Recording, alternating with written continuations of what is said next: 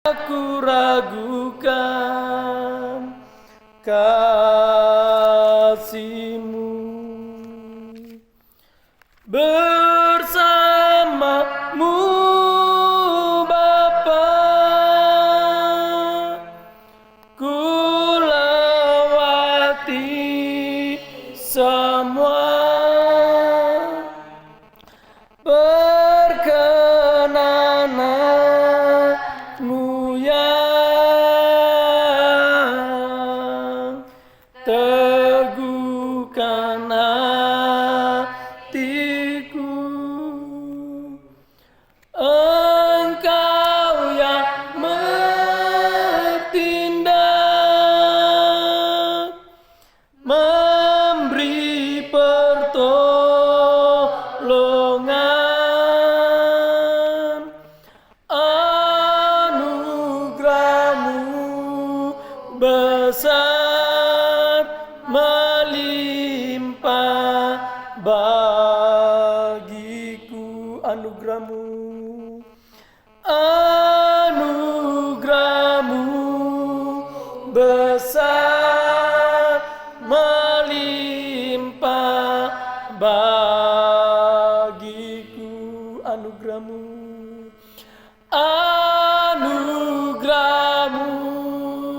besar melimpah bagiku. Kita berdoa. Ya Tuhan, ya Bapa kami, Sang Penebus, Sang Juru Selamat dalam kehidupan kami. Terima kasih buat anugerah-Mu, buat pertolongan-Mu dalam kehidupan kami. Kami boleh berkumpul kembali bersama-sama di tempat ini, di gereja-Mu Tuhan, di tempat ini di Wemarang.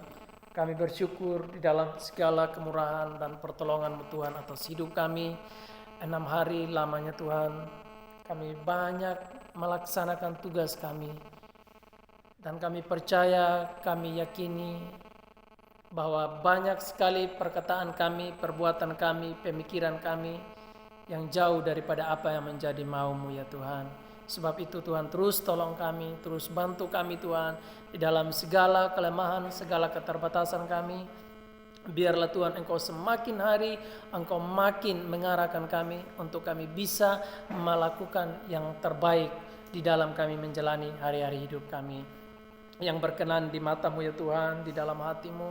Tuhan, pertambah-tambahkan dalam kehidupan kami Tuhan, sehingga kami semakin hari juga Tuhan, kami makin semangat, kami semakin bersuka cita di dalam kami menjalani hari-hari kehidupan kami. Bapa yang baik, saat ini kami mau belajar kebenaran firman-Mu. Tolonglah kami semua Tuhan di dalam pemberitaan firman-Mu. Hamba-Mu yang akan menyampaikan, Tuhan tolong. Dan seluruh jemaat-Mu yang ada di tempat ini, Tuhan memberkati hingga boleh mengerti akan kebenaran firman-Mu yang hamba-Mu akan bagikan di tempat ini. Terima kasih Bapa, kami siap belajar kebenaran firman-Mu dalam nama-Mu yang kudus, Tuhan kami Yesus Kristus. Kami berdoa kepadamu, yang percaya katakan amin. Silakan duduk. Baik, sekali lagi selamat hari Minggu dan Shalom. Salam Natal bagi kita semua. Sebentar lagi tanggal 25 kita akan memasukinya, dan sebentar lagi kita akan memasuki tahun 2025. Baik, kita akan belajar kebenaran firman Tuhan yang terambil di dalam Injil Lukas. Injil Lukas pasalnya yang ke-10, ayatnya yang ke-25, enggak ayat yang ke-37. Tanggal lulai ayat dulu noy. Banyak sekali ya, kita akan belajar kebenaran firman Tuhan. Injil Lukas pasalnya yang ke-10 ayat 25 sampai ayatnya yang ke-37. Kita baca secara bersaut-sautan. Saya baca ayat yang ke-25 dan jemaat Tuhan ayat yang ke-26 dan sisa apa yang berikutnya. Temanya adalah judul dari Lembaga Alkitab Indonesia, Orang Samaria yang Murah Hati.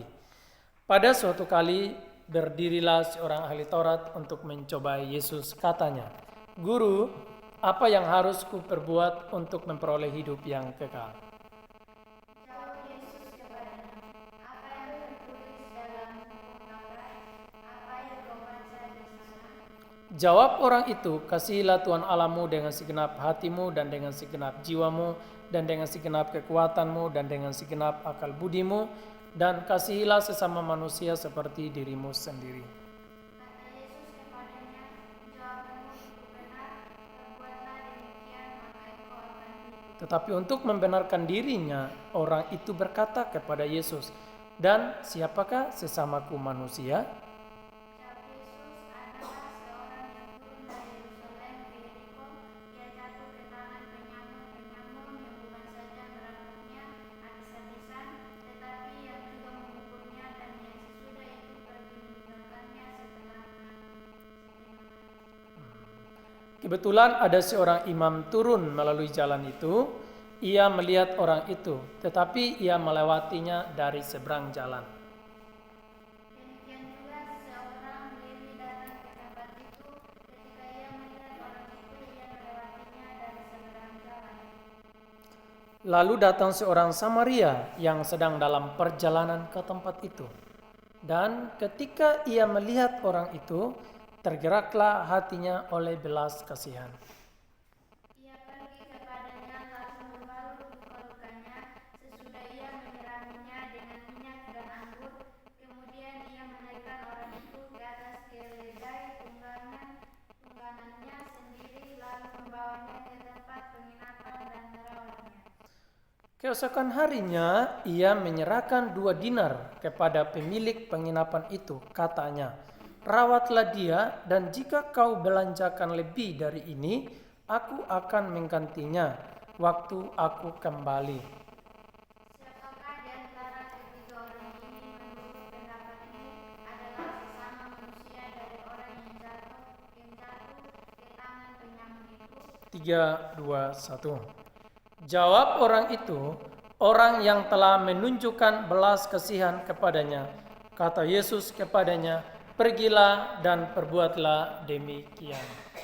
Amin untuk kebenaran firman Tuhan. Katakan berbahagia adalah kita yang telah membaca, merenungkannya, serta yang mau melakukan hari lepas hari. Nah, di sini saya mau menceritakan tentang orang Samaria yang murah hati. Tadi di Leruru saya bercerita tentang nubuatan kelahiran Kristus Yesus. Saya membagikannya di dalam Yesaya 9 ayatnya yang kelima, bahwa seorang putra akan telah lahir bagimu. Itu yang saya bagikan di Leruru. Tapi di tempat ini saya mau membagikan tentang orang Samaria yang murah hati. Mungkin ini sudah sering terung ya, sudah sering kita mendengarnya. Saya sendiri pun juga dalam tahun ini sudah 2 kali mungkin khotbah tentang orang Samaria. Tapi hari ini saya lagi dan lagi saya mau membagikan cerita ini bagi kita semua. Karena saya tahu tentang kelahiran gereja ini adalah gereja yang paling pertama saya rintis. Dan saya percaya sudah banyak tahu tentang kelahiran Kristus Yesus. Kita sudah tahu bahwa tanggal 25 Desember semua gereja merayakan tentang kelahiran Kristus Yesus. Dan juga nubuatan tentang Tuhan Yesus, Yesaya 9 ayat 25 sudah kita dengar. Lukas 2 ayat 11, hari ini telah lahir bagimu juru selamat, itu Kristus Yesus di kota Daud. Kita juga sudah dengar, dan itu semua saya percaya sudah menjadi milik bagian dalam kehidupan kita. Namun ada yang terpenting dalam kehidupan kita yang harus kita belajar lebih dalam lagi, yaitu cerita tentang orang Samaria. Nah, cerita orang Samaria ini adalah sebuah perumpamaan yang Tuhan sampaikan kepada kita, bagaimana kita memahami tentang orang Samaria, siapa ini orang Samaria, siapa itu orang Lewi, dan siapa itu seorang penyamun yang dirampok dan hidupnya sampai setengah mati. Dan itu dipergi tinggalkannya, dan ceritanya cukup hampir sama dengan kisahnya Habel, yang dimana juga Kain memukul Habel sampai setengah mati di padang gurun, lalu dia pergi tinggalkan adiknya, dan Alkitab berkata, mengapa kamu membunuh Habel adikmu? Ini ceritanya. Dan di sini di ayatnya ke-25, pada suatu kali berdirilah seorang ahli Taurat untuk mencoba Yesus. Di sini ada seorang ahli Taurat. Kita tahu orang ahli Taurat ini mereka adalah orang yang tahu banyak tentang hukum-hukum. Mereka adalah orang yang tahu banyak tentang Alkitab. Mereka memahami banyak Alkitab, tetapi mereka adalah orang-orang yang hanya sebatas memahami Alkitab. Mereka tahu banyak Alkitab. Memang sebenarnya tidak salah untuk kita tahu Alkitab, banyak pengetahuan tentang Alkitab, karena firman Tuhan berkata, Hosea 4 ayat 6, coba buka Putri. Kalau saya tidak salah kutip, atau dia terbalik. Hosea 4 ayat 6 tentang pengetahuan. Hosea, perjanjian lama, Andre. Perjanjian lama ya. Hosea 4 ayat 6.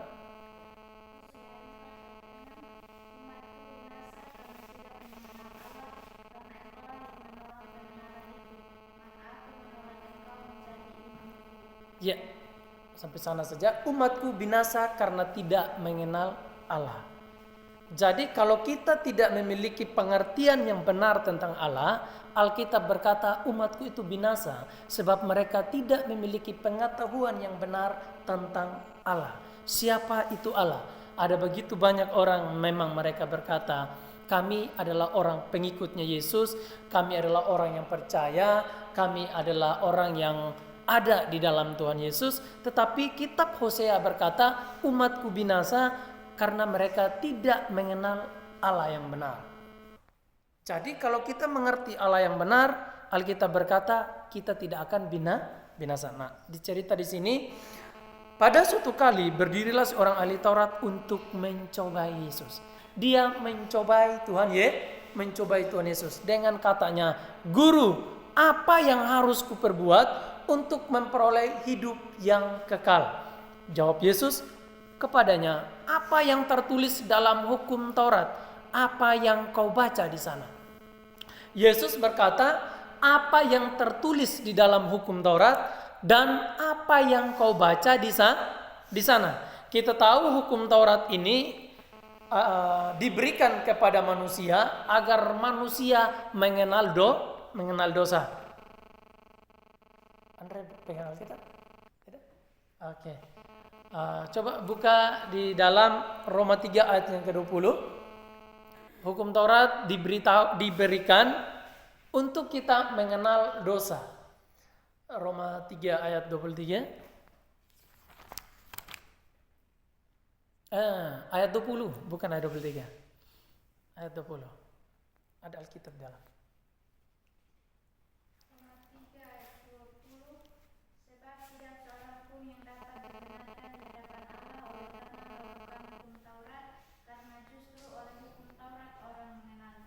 Ya, Yesus berkata, tidak ada yang dibenarkan oleh karena melakukan hukum Taurat. Tetapi di sini Yesus menyuruh orang itu, jawab Yesus kepadanya, apa yang tertulis di dalam hukum Taurat dan apa yang kau baca di sana? Seorang ahli Taurat dia bertanya, apa yang saya lakukan untuk saya memperoleh hidup yang kekal? Yesus berkata, apa yang tertulis di dalam hukum Taurat dan apa yang kau baca di sana. Jadi Tuhan Yesus menyuruh orang ini untuk dia mengulangi apa yang dia tahu di dalam hukum Taurat. Dan dia berkata, apa yang kau baca di sana? Di sini lanjutnya jawab ahli Taurat itu kepada Yesus, "Kasihilah Tuhan Allahmu dengan segenap hatimu dan dengan segenap akal budimu," dan lain sebagainya. Itu ada 10 hukum Taurat dalam Keluaran 20. Di sana jangan menyebut nama Tuhan Allahmu, hormatilah ayah dan ibumu, jangan mencuri, jangan membunuh, jangan berdusta, jangan mengingini milik orang lain. Itu yang tertulis di dalam hukum Taurat. Apa yang tertulis di sana, apa yang kau ketahui di sana.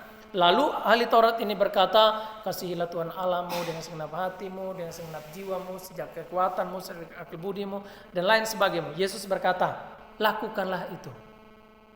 Lakukanlah itu. Nah, kalau kita merenungkan di sini saudara yang terkasih dalam Tuhan, di sini di dalam surat Roma pasal yang ketiga ayat 20 di sana, Tidak ada orang yang dibenarkan oleh karena melakukan hukum Taurat. Tetapi di sini di dalam cerita tentang orang Samaria di sini, Yesus berkata kepada ahli Taurat, apa yang kau tahu, apa yang tertulis di dalam hukum Taurat, apa yang kau baca di sana, lakukan itu. Seolah-olah ini bertolak belakang. Karena Yesus tahu apa yang ada di dalam hatinya ahli Taurat ini, dia sedang mencoba Yesus. Sehingga Yesus berkata, lakukanlah itu. Saya baca ayatnya ke-28. Kata Yesus kepadanya, jawabanmu itu benar. Pergilah, perbuatlah demikian, maka engkau akan hidup. Karena ahli Taurat berkata, kasihilah Tuhan Allahmu, kasihilah sesama manusia seperti engkau mengasihi dirimu sendiri. Lalu Yesus berkata, pergilah, dan jawabanmu itu benar, pergilah dan perbuatlah demikian, maka kamu akan hidup. Jadi sebenarnya Yesus menyuruh orang ini, lakukanlah itu hukum Taurat. Kalau kau mau selamat, kalau kau mau memperoleh kehidupan yang kekal, coba lakukanlah semua apa yang kau ucapkan itu. Tujuannya Tuhan di sini, saudara yang terkasih dalam Tuhan, ketika orang atau ahli Taurat ini berusaha untuk melakukan apa yang dia ucapkan itu, lalu ketika orang ini tidak mampu, tujuannya Tuhan adalah datanglah kepada Tuhan Yesus.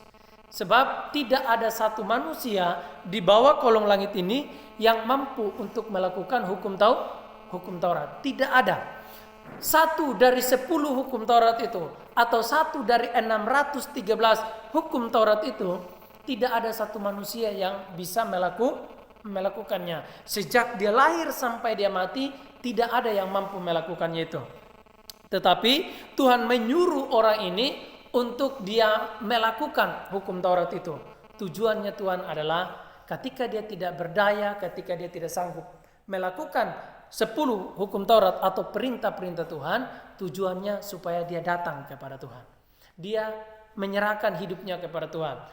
Matius 11 ayat 28. Matius 11 ayat 28.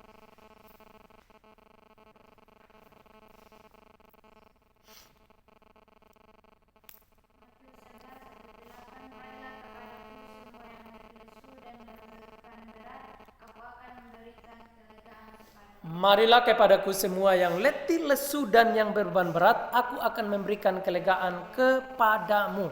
Berbeban berat, letih, lesu di sini ini berbicara tentang hukum Taurat. Kamu yang tidak sanggup melakukan pandu hanggup ndak balapa pelaku ya nahaka bulu hukum na pewang nyungga, sebab itu mai wale nyungga. Lunjak halanya le nyungga nama hanggup lapa pelaku ya nona. Buah halang kanya nyungga wane miringa. Karena nyumundo hanggup awananya, yaitu mengasihi Tuhan Allah, mengasihi sesama, jangan mencuri, jangan membunuh, jangan berdusta, nyumundo hanggup ala pelakunya. Sedangkan Alkitab berkata, barang siapa yang memandang perempuan dan mengingininya di dalam hati, dia sudah berzinah. Dia sudah berzinah. Dia hanya mengingini saja perempuan itu, di dalam hatinya dia sudah berzina. Dan semua manusia tidak sanggup untuk tidak melakukan itu, kata Alkitab sebenarnya.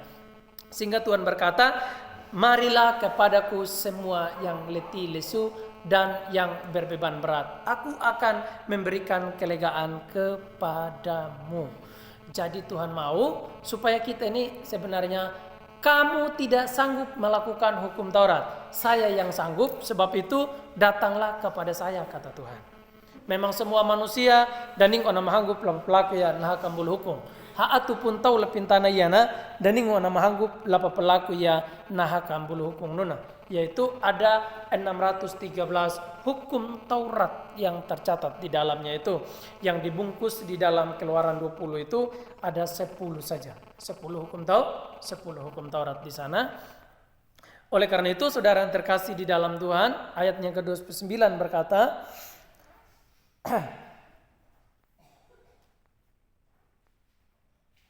Tetapi untuk membenarkan dirinya, orang itu berkata kepada Yesus, "Dan siapakah sesamaku manusia?" Siapakah sesamaku manusia? Masa dia bisa bertanya Masa dia bisa bertanya demikian? Yang jelas, yang itan ang tahu sebenar dialah sesama manusia. Lalu di sini masuklah ceritanya tentang seorang Samaria dari ayat yang ke-30 sampai ayat yang ke-34. Di sana 35. Saya lompat sampai dengan ayatnya yang ke-33, 34 dan 35. Ini yang saya akan bagikan. Lalu datanglah seorang Samaria yang sedang dalam perjalanan ke tempat itu, dan ketika ia melihat orang itu, tergeraklah hatinya oleh belas kasihan. Orang Samaria datang kepada seorang penyamun itu, orang yang dirampok itu, yang sudah setengah mati karena dirampok. Orang Samaria itu datang kepada dia dan menolong orang yang dirampok itu. Dia memiliki belas kasihan. Nah, di sini sebenarnya ada begitu banyak orang yang berkata, marilah kita sama seperti seorang Samaria. Orang Samaria yang murah hatinya, dia menolong orang yang dirampok itu dengan mengangkatnya, membalut lukanya, menaikkan dia di atas keledainya, lalu membayar kepada orang untuk merawat dia, memberikan dia obat. Dan dia berkata, kalau kurang uang ini, nanti saya akan tambahkannya. Marilah kita sama seperti orang Samaria. Ada begitu banyak orang yang berkata demikian.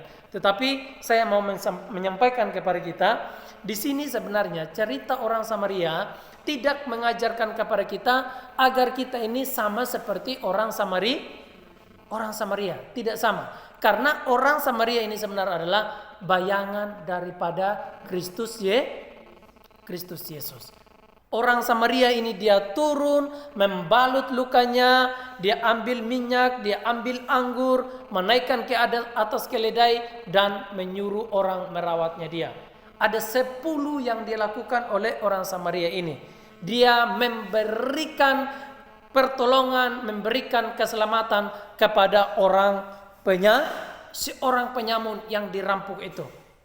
Dia memberikan pertolongan, dia memberikan keselamatan. Jadi manusia sebenarnya bukanlah pemberi keselamatan, tapi manusia adalah penerima keselamatan.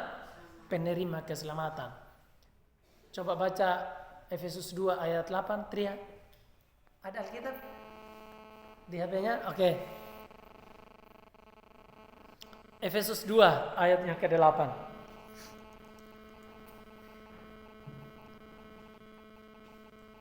Efesus 2 ayat 8, langsung baca. Sebab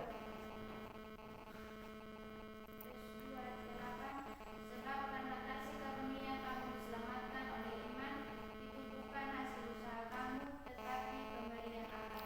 Jadi keselamatan itu adalah pemberian Allah. Jadi kita tahu orang Samaria ini adalah bayangan daripada Kristus Yesus. Sehingga kita jangan memposisikan diri kita ini sama seperti seorang Samaria. Karena makin kita berusaha untuk kita sama dengan orang Samaria, makin kita jauh daripada apa yang dilakukan oleh orang Samaria. Karena ada begitu banyak orang, semakin kita melakukan yang terbaik, malah dia menunggu-nunggu kita punya kesalahan. Karena itu saudara yang terkasih dalam Tuhan, orang Samaria ini adalah bayangan daripada Kristus Yesus. Dan seorang penyamun ini adalah bayangan daripada kita ini manusia. Kita ini manusia, kita tidak bisa melakukan sesuatu untuk kita bisa terlepas daripada dosa. Tetapi kita lihat orang penyamun ini tidak ada satu pun yang dia lakukan. Dan ning ahau papelakuna untuk dia bangkit dari keterpurukannya. Ketika dia dirampok, dia pukul dan setengah mati di sana, dan ning ahau papelakuna orang yang dirampok ini untuk menolong dirinya sendiri. Inilah sebenarnya di mana seorang yang dirampok ini adalah bayangan daripada kita seluruh manusia di dunia ini, dan ning hau papelakun da laluri da nyuta yang oleh karena papelakun da hitangalanya naluri pelupang. Tidak ada satu yang kita lakukan di bawah kolong langit ini yang oleh karena yang kita lakukan kita memperoleh hidup yang kekal. Hanya orang Samaria sajalah yang bekerja untuk menolong orang ini. Orang yang dirampok ini tidak ada yang dia lakukan. Satu pun yang dia lakukan tidak ada. Seumpama ya kan ning tahu nama pangandi beiwa. Ning pernah paitang tahu pangandi iwa? Ayah mungkin pernah paitang pangandi iwa. Dede Putri sudah pernah dengar tapi tidak pernah lihat. Andra pernah? Bab Rambu pernah lihat? Tidak pernah lihat ya? Tu ya pernah paitang tahu pangandi iwa tu? Dia dah pernah ya? Kayak dawa pernah nyam dah pernah mai? Juga pun dia aku pernah. Kalaupun jaga aku pernah, saya harus tahu ya kan ning tahu ma pangandi iwa ada orang yang dibawa lari banjir, lalu kita mau tolong itu. Yang terlebih dulu kita harus tahu tahu apa? Ngin hidup Jawa negara. Kita harus tahu berenang.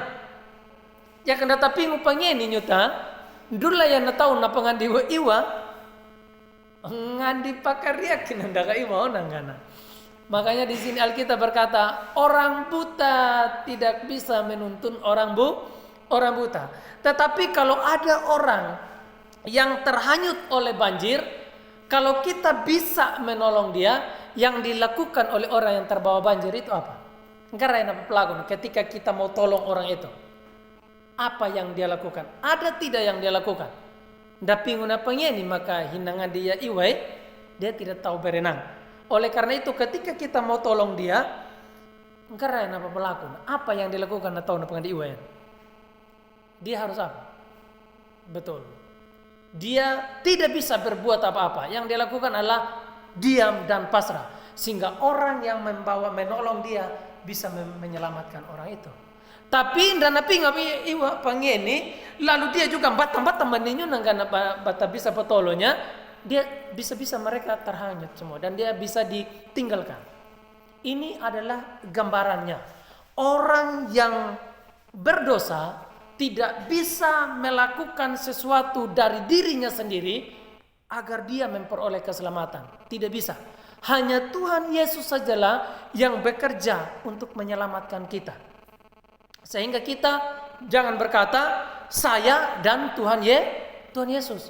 Kalau orang yang terbawa banjir ini kita mau tolong, lalu dia juga berusaha menahilapkan batak menenyuna dan akan dia lakundun dan nyuta supaya katangan dia lama madungan, maka bisa-bisa dia ditinggal buang. Dia bisa tambah terhanyut oleh banjir. Oleh karena itu, kalau ada orang yang ditolong oleh karena terhanyut banjir, yang dilakukan adalah pegang diam kepada orang yang menolong dia. Nah, yang kita lakukan apa pelaku nyuta tahu lepintanayan adalah hanya para hayai miri saja. Daning apa pelaku nyuta miri nunjen hamu am miri gana ya kau bisa lama pelaku yan. Ya tetapi sembuh lapa ainya nanjala dan ang napa tahu napa pelaku nyuta hanya kita berkata kepada Tuhan nunjen hamu am miri berdasarkan kebaikan saja Tuhan. Ya menurut nyungga miri ndaku maka lapa ampuni napa pelaku na miri, tetapi jika ku ainya nanjala na miri oleh karena kebaikan dan pertolonganmu saja Tuhan, nuncian hamunyum saja miri. Ini yang kita katakan kepada Tuhan. Nah, inilah yang dilakukan seorang penyamun yang dirampok di sini dan ning hau papelakuna. Tidak ada satu pun yang dia lakukan di dalam kehidupannya untuk dia bangkit dari keterpurukannya, untuk membalut luka-lukanya, untuk dia naik di atas keledai dan dia pergi untuk dirawat. Karena ini sebenarnya adalah gambaran, luka ini sebenarnya berbicara tentang perbuatan kita. Dan untuk menaikkan di sini sebenarnya itu berbicara tentang upaya manusia. Tidak ada yang melakukan semuanya itu adalah membalut lukanya, menyiraminya dengan minyak, memberikannya anggur seperti di rumah sakit. Ya kan ini tahu nama kecelakaan di rumah sakit diberikan diberikan alkohol. Kepada luka-luka itu diberikan alkohol, ada juga yang pakai obat merah. Alkohol itu fungsinya adalah membunuh kuman di dalam luka orang itu. Nah, alkohol itu berbicara tentang bagaimana kasihnya Tuhan itu yang membunuh penyakit yang ada, yaitu dosa. Karena dosa itu adalah penyakit. Dan Tuhan sendirilah yang dengan darahnya yang tumpah di atas kesalib nan janjar naweria na wilayah rikang kana lapaai tu melangun dan jipun jalan dan yutang kana mengampuni segala pelanggaran dan dosa kita. Sehingga saudara